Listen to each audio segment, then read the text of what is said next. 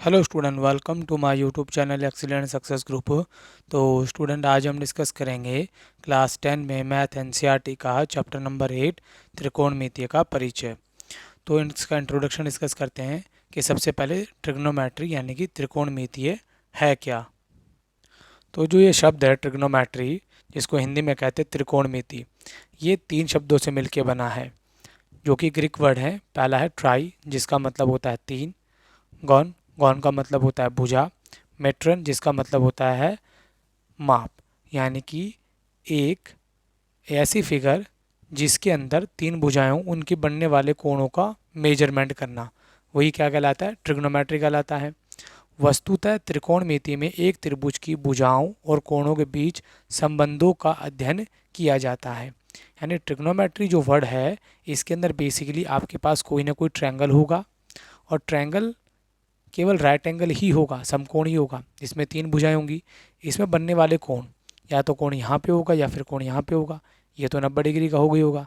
इसके अंदर ये जो भुजाएं होती हैं और ये कोण होता है, इनके बीच में रिलेशनशिप को रीड किया जाता है, पढ़ा जाता है।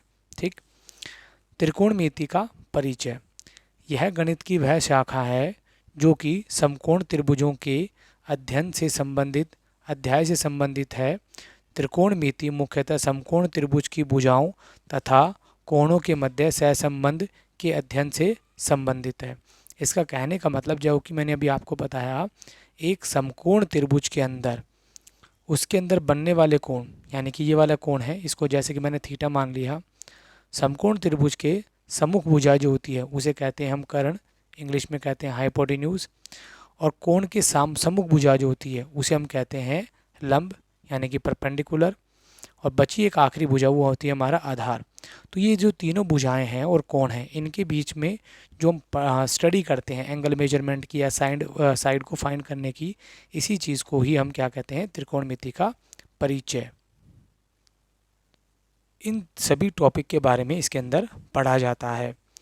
प्राचीन काल के खगोलविद त्रिकोणमिति का प्रयोग पृथ्वी से तारों और ग्रहों की दूरियां मापने के लिए करते थे।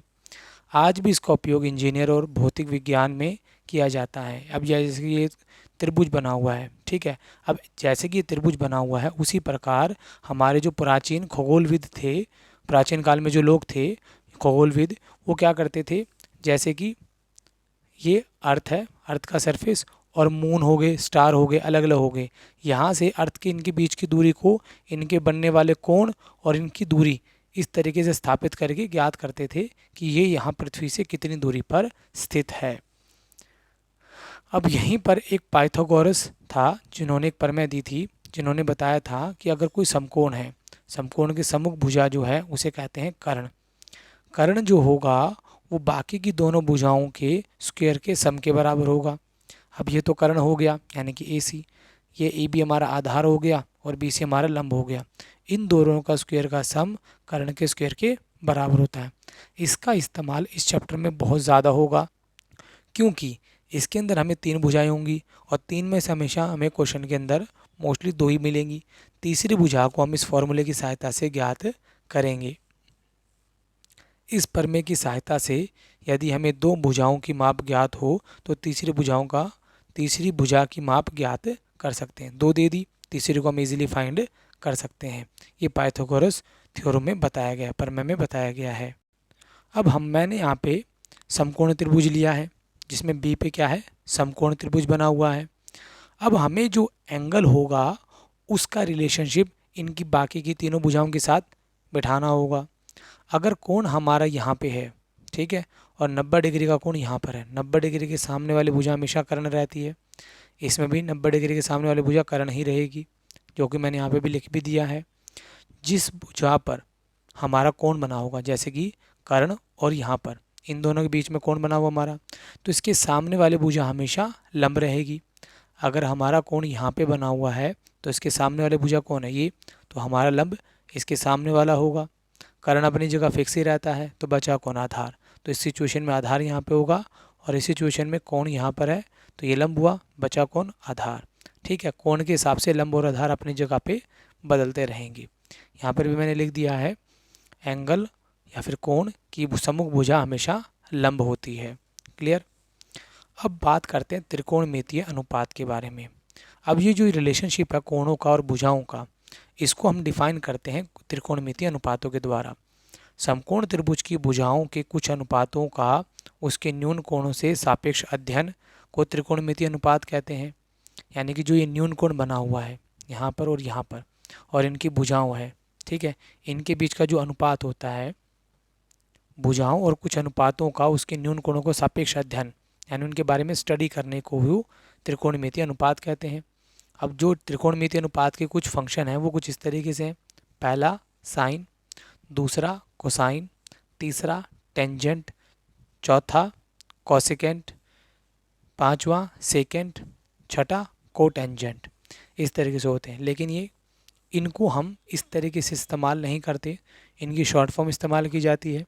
जैसे साइन में केवल हम साइन वर्ड का इस्तेमाल करते हैं, कोसाइन में केवल कॉस का इस्तेमाल करते हैं, एंड टेंजेंट में केवल टेन का इस्तेमाल करते हैं, कोसेकेंट में केवल कोसेक का इस्तेमाल करते हैं, सीकेंट में केवल सेक का इस्तेमाल करते हैं, एंड कोटेंजेंट में केवल कोट का इस्तेमाल हम करते हैं। अब हमारे पास एक समकोण त्रिभुज बना हुआ है जिसमें कोण हमारा यहाँ पे है, ये आधार है, ये लंब, और ये हमारा कर्ण हो गया। साइन का जो फॉर्मूला होता है साइन ए का, देखो अब ए यहाँ पर जैसे मैंने यहाँ पे थीटा ले रखा है, उसी प्रकार चाहे आप इसे थीटा कह लें चाहे साइन ए कह लें, एक ही बात है, क्योंकि थीटा भी ए पी बना हुआ है। साइन का जो फॉर्मूला होता है, अगर कोण यहाँ पे है तो इसका रिलेशनशिप होता है लंब बटे में कर्ण, लंब बटे में कर्ण। अब यहाँ पर कोण है तो सामने वाला मैंने क्या बताया था, लंब होगा, कर्ण कोण होता है 90 डिग्री के सामने वाला, तो इसीलिए मैंने यहाँ पे लिखा सम्मुख भुजा बटे में कर्ण। अगर इसको शॉर्ट फॉर्म में लर्न करना है तो लंब बटे में कर्ण होगा। कॉस का जो फॉर्मूला होता है वो होता है आधार बटे में कर्ण, आधार का ए कर्ण का के, ए के सामने वाली, अच्छा कॉस है, आधार बटे में कर्ण होगा। अब कोण के सामने वाली तो लंब होती है, तो बची कौन सी, ये इसे कहते हैं संलग्न भुजा, ठीक है, संलग्न भुजा और कर्ण हो जाएगा। टेन का फॉर्मूला लंब बटे में आधार, लंब ये वाला, आधार ये वाला, और इसको हम संलग्न भुजा भी कहते हैं। इसी तरीके से कोसेक का फॉर्मूला हो जाएगा कर्ण बटे में लंब हो जाएगा, सेक का कर्ण बटे में आधार, कर्ण का के, आधार का ए, कॉट का आधार बटे में लंब हो जाएगा। अब ये 6 फॉर्मूले हैं, इनको लर्न करना है इजी वे में। किस तरीके से लर्न करेंगे हम, इनका सीधा सा फॉर्मूला होगा लाल बटे में कक्का, LAL लाल, कक्का के ए, लंब बटे में कर्ण, आधार बटे में कर्ण, लंब बटे में आधार। अभी जो फंक्शन है ऊपर, इनको हम कैसे लर्न रखेंगे कि ये ऊपर किस तरीके से फॉर्म में आएंगे, इसके लिए हम हेक्सागन रूल का इस्तेमाल करेंगे। ये एक ऐसा रूल है जिसके द्वारा हम सारे फॉर्मूलों को दिमाग में लर्न रख सकते हैं, ठीक है। किस तरीके से लर्न रखेंगे, देखो जरा, इस हेक्सागन को बनाने का मैं तरीका समझाता हूँ, इसको हम बनाएंगे कैसे। इस हेक्सागन में टोटल 6 कॉर्नर होते हैं, कितने होते हैं, 6 कॉर्नर। इसको मैंने ऐसे बनाया और इसे मैंने ऐसे बनाया। इसको हम 2 पार्टीशन बांट लेंगे, एक हमारा राइट का, एक हमारा लेफ्ट का। यहाँ पर आएंगे ट्रिपल सी, हमारे पास कॉस के यहाँ जो सी से स्टार्ट होने वाले हैं वो 3 ट्रिग्नोमेट्री फंक्शन है, कॉस, कॉट एंड कोसेक, ठीक है।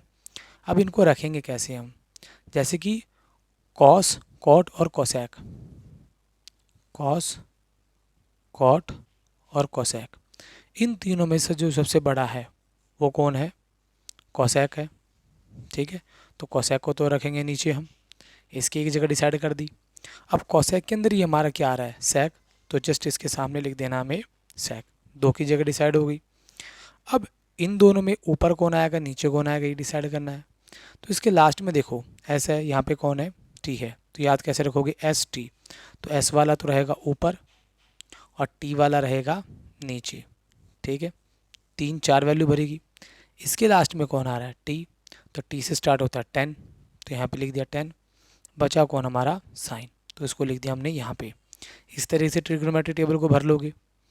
अब ऊपर कैसे लिखना आपको, सबसे पहले साइन, फिर कॉस और फिर हमारा 10, साइन, कॉस और 10, तीनों को लिख दिया। अब साइन के जस्ट अपोजिट में कौन है, कोसेक, तो नीचे लिखोगे कोसेक। कॉस के जस्ट अपोजिट में कौन है, सेक, तो कॉस के नीचे लिखोगे सेक। 10 के अपोजिट में कौन है, कॉट, तो यहाँ लिखोगे कॉट। इस तरीके से इसको लर्न रख सकते हो कि sine cos tan cosec sec sec cot.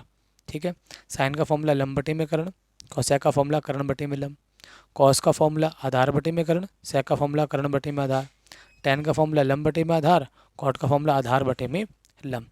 इस तरीके से आप इनके रिलेशनशिप याद रख सकते हैं ट्रिग्नोमेट्री फंक्शन का। इसके बाद हमारा आता है व्युत्क्रम यानी रेसिप्रोकल वाले फॉर्मूले मैंने ऑलरेडी यहाँ पे लिखे हुए हैं, लेकिन ये बने कैसे हैं, इनको लर्न कैसे रखेंगे। देखो इसके लिए भी हम वापस क्या करेंगे, हेक्सागन रूल को करेंगे। इसको मैंने यहाँ ड्रॉ कर दिया। तो सबसे पहला फॉर्मूला हम बनाएंगे, देखो कॉस और सेक का। इधर से आया कॉस, इधर से आया सेक, दोनों एक दूसरे के क्रॉस में आ रहे हैं, तो कॉस ए इंटू में सेक ए क्या बना लेंगे, ये दोनों मिलके एक को बनाएंगे। अब हमें केवल कॉस का फॉर्मूला चाहिए, तो ये मल्टीप्लाई में किस में आ जाएगा, डिवाइड में आ जाएगा। ठीक है, सेक का बन गया। अगर हमें सेक का फॉर्मूला चाहिए तो ये मल्टीप्लाई में ये इसके डिवाइड में आ जाएगा, 1 में कॉस। तो हमने एक फार्मूला सीखा, उससे हमने दो बना लिए। इसके बाद बात करते हैं साइन की। साइन ए इंटू में, साइन के अपोजिट में कौन है, cosec, cosec A is equal to 1। अगर हमें साइन का फॉर्मूला चाहिए, sine A is equal to multiply में किस में आ जाएगा, डिवाइड में आ जाएगा। और अगर हमें कोसेक का फॉर्मूला चाहिए, मल्टीप्लाई में डिवाइड में आ जाएगा, 1 में साइन ए आ गया। अब टेन और कॉट का, तो टेन ए इंटू में cot A is equal to 1। दोनों ये इधर से आए, इधर से आए, दोनों को मल्टीप्लाई 1। अब इन्हीं से दो फॉर्मूले और बना सकते हैं हम। हमें केवल टेन ए की वैल्यू चाहिए, मल्टीप्लाई में है, डिवाइड में आ जाएगा। और अगर केवल कॉट की चाहिए तो ये मल्टीप्लाई में है, ये डिवाइड में आ जाएगा। ये कॉट का हो गया, ये टेन का हो गया। ठीक है, तो हमने कुल मिला के 3 फार्मूले सीखे। उन तीनों से हमने दो दो और फार्मूले बना लिए। लेकिन टेन और कॉट के 2 फार्मूले और हैं जिनका इस्तेमाल और किया जाता है। होने को तो इससे बहुत सारे फार्मूले बनाए जा सकते हैं, लेकिन हमें जितनी ज़रूरत है मैं केवल उतने ही फार्मूले बनाना हूँ। अब टेन का फार्मूला अगर हमें बनाना हो तो देखो टेन यहाँ पर है, टेन के जस्ट बाद कौन है, साइन। पहले लिखा हमने साइन ए को, साइन के बाद कौन आ रहा है, कॉस, तो नीचे लिखा मैंने कॉस ए को। तो टेन का एक फार्मूला ये भी होगा। इसी तरीके से कॉट का भी एक फार्मूला बनेगा। कॉट आ रहा है, कॉट के बाद जस्ट बाद कौन आ रहा है, कॉस आ रहा है। कॉस के जस्ट बाद कौन आ रहा है, साइन आ रहा है, तो कॉस अपॉन में साइन है। इस तरीके से कॉट का भी बनाया जा सकता है। और ज़रूरी नहीं टेन और कॉट का भी बनाया जा सकता है, सभी का बनाया जा सकता है। जैसे कि अगर मैं बोलूँ कोसेक ए का बनाऊँ, तो कोसेक के बाद कौन आ रहा है, कॉट आ रहा है, और कॉट के बाद कौन आ रहा है, कॉस आ रहा है, बन सकता है। कॉस का बनाना हो, कॉस ए, कॉस के बाद कौन आ रहा है, कॉट ए, और कॉट के बाद कौन आ रहा है, कोसेक ए। यानी कि ये भी फॉर्मूले बनाए जा सकते हैं, लेकिन हमें इनकी ज़रूरत नहीं है। इतने से हमारा काम चल जाएगा, तो केवल हम इतना ही बना के काम चला लेते हैं। आप इसको क्लॉकवाइज और एंटी क्लॉकवाइज दोनों तरीके से इनके फॉर्मूले बना सकते हो। जैसे कि सेक ए का बनाना है, कोसेक ए अपॉन में कॉट ए। कोसेक का बनाना है, सेक ए अपॉन में टेन ए। सेक का बनाना है, टेन ए अपॉन में साइन ए। लेकिन हमें इनकी ज़रूरत नहीं है, केवल इन फार्मूलों की और केवल इन 2 फार्मूलों की हमें ज़रूरत है। बाकी इनकी ज़रूरत नहीं, सिर्फ इनके बिना भी हमारा काम चल जाएगा। क्लियर। तो देखो इन्हीं को मैंने यहाँ पे साफ सुथरा नोट करा हुआ है। Sine into cosec is equal to 1, tan into cot is equal to 1, sec into cos is equal to 1। Main 3 फार्मूले याद रख लिए। इन तीनों से फिर हमने दो दो और बना लिए। ठीक है, और साइन कॉस वाला ये वाला हो गया। आप वीडियो को पॉज करके इसे नोट कर लें। अब आता हमारा जो स्क्वायर फॉर्मूले होते हैं उनको हम कैसे लर्न रखेंगे। ठीक है, तो सबसे पहले अगेन हेक्सागन बना लिया। हेक्सागन 2 तरीके से रोटेट करेगा, एक क्लॉकवाइज और एक एंटी क्लॉकवाइज। जब क्लॉकवाइज रोटेट करेगा तो रिजल्ट हमें सारे पॉजिटिव में देगा, यानी घड़ी सीधी चलेगी तो रिजल्ट पॉजिटिव में देगी। एंटी क्लॉकवाइज चलेगा तो रिजल्ट सारे नेगेटिव में मिलेंगे। ठीक है, बट इतना ध्यान रहे कि आपको ये 3 ही बॉक्स को यूज़ करना है, 1 2 3, इसमें भी केवल 3 ही यूज़ करने हैं। घड़ी ऐसे चलती है हमारी। ठीक है, तो यहाँ पर भी हम ऐसे चलेंगे, पहले इधर से चले, फिर इधर आए, फिर इधर चले गए। तो साइन आए, साइन का स्क्वायर, फिर कॉस पे गए, कॉस का स्क्वायर इज इक्वल टू कहाँ पे रुके, 1 पे, तो 1 का आ गया। ठीक है, फिर इसी चीज़ से हम दो फॉर्मूले और बना सकते हैं। किस तरीके से, देखो ज़रा, sign square A plus cos square ए, ये हमारा एक फार्मूला हो गया मेन। इससे दो और बनाने हैं। अगर मुझे साइन स्क्वायर की वैल्यू चाहिए, ये स्क्वायर वाले फार्मूले हैं, प्लस का है, दूसरी तरफ जाए किसका हो जाएगा, माइनस का। वहीं पर अगर मुझे कॉस स्क्वायर की वैल्यू चाहिए, ये उधर जाए किसका हो जाएगा, माइनस का। ठीक है। अगर इसी चीज़ को हम रोटेट करते एंटी क्लॉकवाइज, मतलब नीचे से ऊपर की तरफ जाते, अभी तो ऊपर से नीचे है, अगर नीचे से ऊपर जाते तो कहाँ से शुरुआत करते हम, देखो 1 से। एंटी क्लॉकवाइज मैंने क्या बोला, माइनस में चलेंगे। 1 के बाद कौन आया, कॉस, कॉस स्क्वायर ए, और फाइनली कहाँ पहुँच गया हम, साइन स्क्वायर ए, यह आ गया। अब इसी से भी हम दो फार्मूले बना सकते हैं, जैसे यहाँ पर बनाए, वही आगे पीछे करके। 1 को यहीं रहने दो, कॉस स्क्वायर को दूसरी तरफ लेके जाएंगे, किसका हो जाएगा, प्लस का। फॉर्मूले देखो वही आएंगे निकल के। और वहीं पर अगर मुझे को कॉस स्क्वायर की वैल्यू चाहिए तो साइन को उधर ले आओ, 1 माइनस में साइन स्क्वायर है। क्लियर। तो आप अगर क्लॉकवाइज बनाना चाहते हो तो ऐसे बना लो, और एंटी क्लॉकवाइज बनाना चाहते हो तो ऐसे बना लो। ठीक, ये तो हो गए हमारे दो दो फार्मूले। इसके बाद दूसरा हमारा राउंड, हम वापस चले क्लॉकवाइज। पहले 1 से चले, क्लॉकवाइज में चलेंगे तो रिजल्ट सारे किस में मिलेंगे, पॉजिटिव में। 1 से चले, 1 से कहाँ गए, कॉट पे, तो यहाँ लिखा cot square, and final destination कहाँ होगी हमारी, कोसेक, तो यहाँ लिख दिया मैंने कोसेक स्क्वायर ए आ गया। ठीक है। अब इससे दो फार्मूले बना सकते हैं। 1 को ही रहने दो, और इसको इधर लेके चले गए, प्लस का था, माइनस का आ गया। एक फार्मूला तो ये बन गया। दूसरा फार्मूला, अगर हम कोसेक स्क्वायर, चलो इसकी तो वैल्यू निकाल ही रखी है, अगर हमें वैल्यू निकालनी हो किसकी, कॉट स्क्वायर की, तो 1 कॉट स्क्वायर को इधर ही रहने दो, प्लस का बना, दूसरी तरफ जाके किसका हो जाएगा, माइनस का। दो बना लिए। अब इसी को अगर हम एंटी क्लॉकवाइज में चलाते, मतलब ऊपर से नीचे की जगह ना होके नीचे से ऊपर की तरफ जाते, तब रिजल्ट माइनस ही मिलते। यहाँ कौन आ रहा है, कोसेक स्क्वायर ए, फिर कौन आया, cot, cot square A, and final destination कितनी हुई हमारी, 1 हुई। मेन फार्मूला मिल गया, इससे दो और बना लेंगे, कोसेक स्क्वायर ए, माइनस का है, दूसरी तरफ जाए किसका हो जाएगा, प्लस का। और अगर हमें वैल्यू चाहिए कॉट स्क्वायर की, प्लस का बन इधर किसका हो जाएगा, माइनस का हो जाएगा। ठीक है। तो क्लॉकवाइज भी मैंने बता दिया और एंटी क्लॉकवाइज बता दिया। अब तीसरा बॉक्स जो हमारा बचता है, तीसरा कौन सा है, ये वाला। क्लॉकवाइज ऐसे चलेंगे। ठीक है, ये क्लॉकवाइज है। पहले 10 आया, फिर 1 आया, फिर सेक आया, तो 10 से चले, 10 स्क्वायर है, फिर 1 पे आए, एंड फाइनल कहाँ पे पहुँचे, सेक पे, तो is equal to sec square है। एक फार्मूला बना, इससे दूसरे बना लेंगे, 10 स्क्वायर है, प्लस का है, दूसरी तरफ जाए किसका हो जाएगा, माइनस का। एक तो ये बन गया। दूसरा फार्मूला, अगर हमें यहाँ पर हमारी सेक की वैल्यू निकली, 10 की वैल्यू निकली, ठीक है, इसी के अंदर अगर मैं 1 को यहीं रहने दूँ, प्लस का 10 स्क्वायर दूसरी तरफ जाए किसको आ जाएगा, माइनस का। 10 को दूसरी तरफ लेके 1 को इधर ही रहने दे, तो दूसरा फार्मूला हमारा ये बन गया। अब ये तो था क्लॉकवाइज, अब एंटी क्लॉकवाइज। नीचे से चले, sec square A minus 1 is equal to 10 square A, sec square A minus 1 is equal to 10 square A. ध्यान से देखो, हम एंटी क्लॉकवाइज चलते तो रिजल्ट माइनस में, sec square A minus 1 is equal to 10 square A. अब यहाँ से दो फार्मूले बनाए जा सकते हैं। कैसे, अगर मैं -1 को दूसरी तरफ ले जाऊँ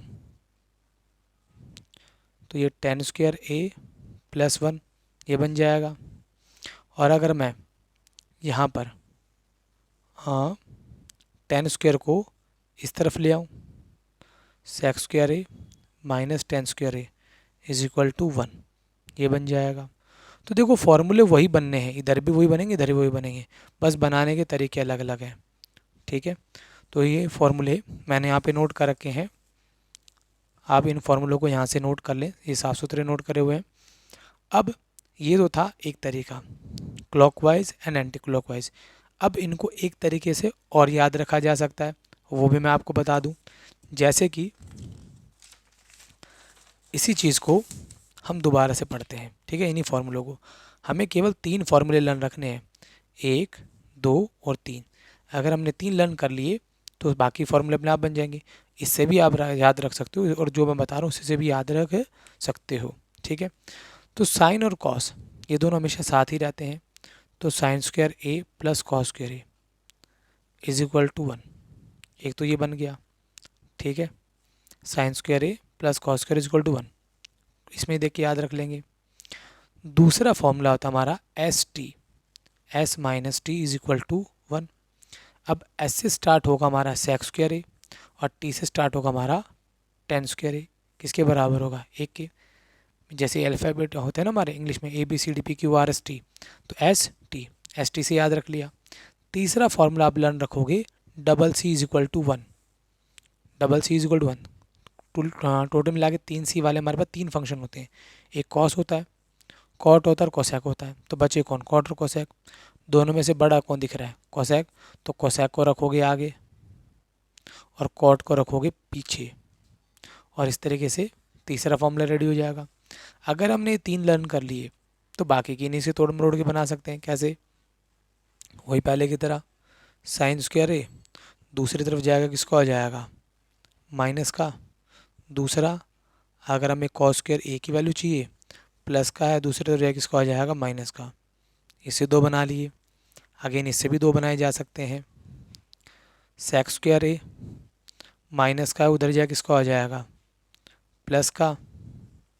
और फिर अगर हमें टेन स्क्वायर ए की वैल्यू निकालनी है, इसको उधर ले आओ, सेक स्क्वायर ए माइनस का 1, इससे ये बन गया।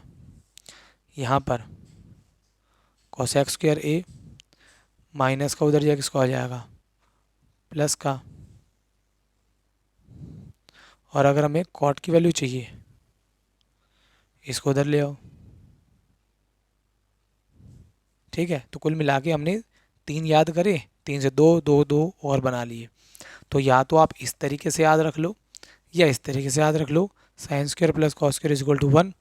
यहाँ पे एस टी, यहाँ डबल सी, बड़ा आगे छोटा पीछे, जो आपको अच्छा लगे उस तरीके से कर ले। तो एक तो आप वीडियो को पॉज करके इसे नोट कर ले, और दूसरा इसे नोट कर ले। याद रखने का, sine square plus cos square is equal to 1, S T sec square minus tan square is equal to 1, double C cosec square minus cos square is equal to 1, ठीक है, sorry cot square is equal to 1। इस तरीके से आप यहाँ पे फॉर्मूले बना सकते हो। तो ये तो हो गए फॉर्मूला आ गया। अब आती है ट्रिग्नोमेट्रिक टेबल रेशो। ये trigonometric ratio of some specific angle, कुछ स्पेसिफिक एंगल को यहाँ पर डिफाइन किया गया है। तो ये टेबल भी आपको आनी बहुत ज़रूरी है, आने के आपको लर्न ही होनी चाहिए, लेकिन बहुत सारे बच्चों को लर्न नहीं हो पाती। तो मैं इसको बनाने का तरीका बता देता हूँ कि आप इस टेबल को किस तरीके से ड्रॉ करोगे, ठीक है। तो सबसे पहले आपको यहाँ लिखना है एंगल, जो भी आप बनाना चाहते हो, ठीक। ऊपर लिखोगे 0/4, क्योंकि गिनती शुरू होती है 0 से हमारी। उसके बाद 1/4, उसके बाद 2/4, उसके बाद 3/4, एंड फाइनली हमारा होगा 4/4, ठीक है। इस टेबल को बनाने का तरीका बता रहा हूँ मैं। सबसे छोटा एंगल हमारा होता है 0 डिग्री, फिर आएगा 30 degree, 45 degree, 60 degree and 90 degree. इस तरीके के ये इनके एंगल जो हमें बुक में एनसीईआरटी में दे रखे हैं, इनकी वैल्यू फाइंड करनी होगी। सबसे पहले हम निकालेंगे साइन ए की। तो देखो 0 में 4 का डिवाइड देंगे, 0 ही आएगा। पहले इनको काटना है, अगर कटे तो ठीक है, नहीं कटे तो 1 का अंडर रूट 1, 4 का अंडर रूट 2 होता है। 2 अंडर रूट बटे 4 को काटना है पहले में, 1 1 में 1, 1 2 4, 2 दूनी 4। 1 का अंडर रूट तो 1 ही होता है, 2 का तो अंडर रूट सॉल्व नहीं होता, तो 1/√2। कट तो नहीं रहे, तो 3 का तो अंडर रूट सॉल्व हो नहीं सकता, 3 ही रहेगा। 4 का 2, काटेंगे कितना आ जाएगा 1।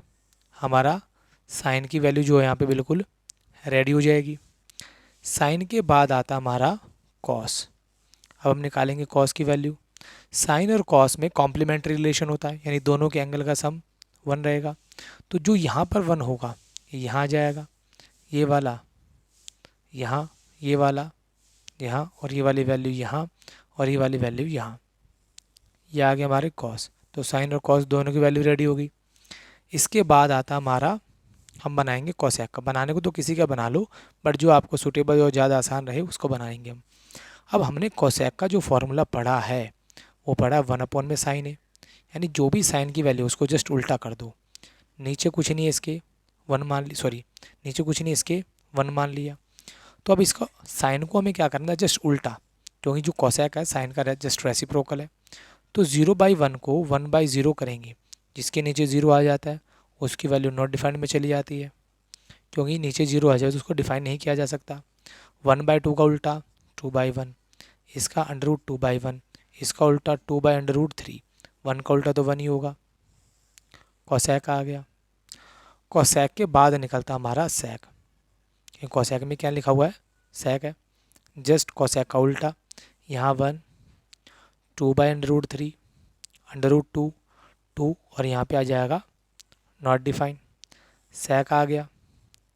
अब निकालेंगे tan a। tan की वैल्यू हमें चाहिए।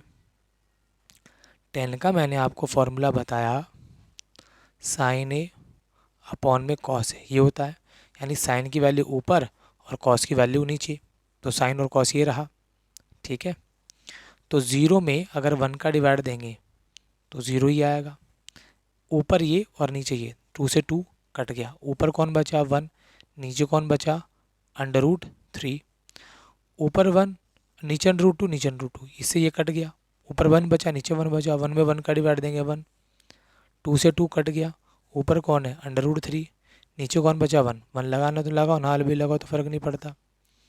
ऊपर 1 नीचे 0, जिसके नीचे 0 आ जाए क्या आंसर हो जाता है, नॉट डिफाइन।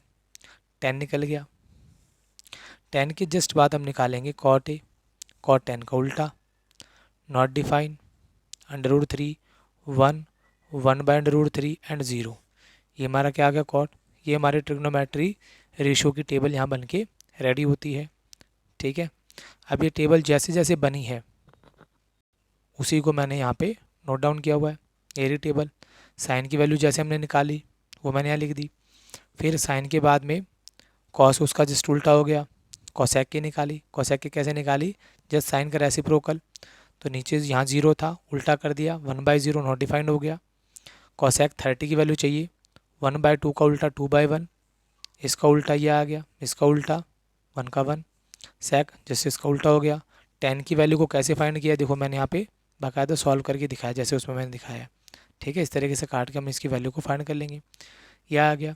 अब ये टेबल आपको लर्न होनी बहुत ज़रूरी है, क्योंकि बहुत सारे ऐसे सवाल होते हैं जहाँ पर इनकी वैल्यू को हमें पूछा जाता है लेकिन हमें याद नहीं रहती है। तो इसको याद रखने का भी एक तरीका बता देता हूँ मैं। हमें केवल और केवल साइन की एक लाइन याद करनी है, और अगर हमने एक लाइन याद कर ली तो हम सारी वैल्यू को बहुत ईजीली तरीके से फाइंड कर सकते हैं। कैसे, जैसे कि इनमें रिलेशनशिप जो होता है वो कुछ इस तरीके का होता है। जो साइन 0 डिग्री होगा, दोनों में रिलेशन होगा 90 डिग्री का, दोनों के एंगल का सम 90 डिग्री बनाना में। अगर ये 0 डिग्री है तो कॉस के अंदर वही वैल्यू 90 डिग्री पे 0 ही मिलेगी आपको। जो साइन 30 डिग्री, अगर इसमें 30 आया तो इसमें 60 आएगा, क्योंकि दोनों का सम कितना आएगा, 90 डिग्री। दो अगर जो साइन 30 डिग्री होगा वही हमारा कॉस 60 डिग्री होगा, यानी दोनों की वैल्यू सेम रहेगी, 1/2। साइन 45 कॉस 45 दोनों एक ही सेम रहते हैं इन दोनों पे। साइन 60 डिग्री कॉस 30 डिग्री, देखो 60 + 30 दोनों सेम आ रहे हैं, मतलब दोनों का सम इक्वल टू 90 डिग्री आ रहा है, तो इन दोनों की वैल्यू सेम रहेगी, √3/2। अगर साइन 90 होगा तो डेफिनेटली कॉस 0 डिग्री ही होगा, उसकी वैल्यू कितनी रहेगी, 1। अगर हमने केवल साइन की वैल्यू लर्न करी है तो कॉस की ऑटोमेटिकली लर्न हो जाएगी, क्योंकि जो साइन 30 होगा वो कॉस 60 होगा, जो साइन 45 होगा वो कॉस 45 होगा, जो साइन 60 होगा वो कॉस 30 होगा, जो साइन 90 होगा वो कॉस 0 होगा। क्लियर। अब इसी का इस्तेमाल करते हम सारी वैल्यू को फाइंड करते हैं। जैसे कि कोई हमसे पूछ ले कि कोसेक 60 डिग्री की वैल्यू बताओ, तो कोसेक का फॉर्मूला कितना होता है, 1 में साइन। अब मैंने आपको बोला साइन की वैल्यू तो हमें लर्न होनी चाहिए, तो साइन 60 की वैल्यू कितनी है देख लो बस, √3/2। जब ये ऊपर जाएगा तो उल्टा हो जाएगा, 2/√3। कोसेक 60 आ गया, 2/√3। कोई बोले मुझे चाहिए कॉट 30 डिग्री, कितना चाहिए, कॉट 30। कॉट 30 का फॉर्मूला कितना होता है, कॉस 30 अपॉन साइन 30। अब मैंने बोला हमें केवल साइन की लाइन याद रखनी है, तो साइन 30 कितना है 1/2। अब कॉस 30 की जो वैल्यू होती है ना वो साइन 60 की वैल्यू के बराबर होती है। साइन 60 देख लो कितना है √3/2, 2 से 2 गया, आंसर आ जाएगा कॉड 30 का √3। चेक कर लो, कॉड 30 की वैल्यू √3। चलो और निकाल लेते हैं। हम निकालते हैं सेक 90 डिग्री की। सेक 90 क्या होता है 1 में कॉस 90 डिग्री। अब कॉस 90 क्या होगा जो साइन 0 होगा, साइन 0 क्या होता है 0। अब नीचे 0 आ गया तो आंसर नॉट डिफाइंड। चेक कर लो सेक 90 डिग्री नॉट डिफाइंड है। और एक आधा देख लेते हैं, जैसे कि निकालते हैं tan 45 डिग्री। tan 45 क्या होगा जो साइन 45 और कॉस 45 होगा। अब साइन 45 की वैल्यू कितनी है 1/√2, कॉस 45 की वैल्यू कितनी होती है, सॉरी जो साइन 45 वही कॉस 45 होगा। सेम सेम कट गया, कितना आंसर आ गया 1 आ गया। तो आपको केवल साइन की वैल्यू भी लर्न हो तो उससे आप कॉसेक की निकाल सकते हो, साइन कॉसेस बाकी सारे के सारे फंक्शन हमारे इजीली फाइंड हो जाते हैं। तो ये आपको इस टेबल को दिमाग में रखने का तरीका है। इस तरीके से आप इजीली इस टेबल को दिमाग में रख सकते हो। तो आप इस पूरी शीट को वीडियो को पॉज करके नोट कर लें, ठीक है, कि इनकी वैल्यू का किस तरीके से फाइंड किया जाता है। तो स्टूडेंट इस वीडियो को ज़्यादा से ज़्यादा अपने दोस्तों के साथ शेयर करें और मिलते हैं अगली वीडियो में। Okay bye bye.